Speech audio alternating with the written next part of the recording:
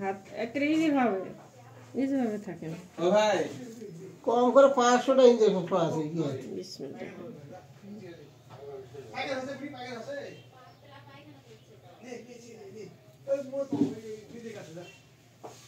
ও ভাই pressure mark পানা না বেন ইনশাআল্লাহ প্রত্যেকদিন মাথা কামবা হয়। হ্যাঁ ওই থাইলে পেয়ে ভালো আছি তুই জানি হ্যাঁ প্রেসারের পরীক্ষা টেনশন করো না।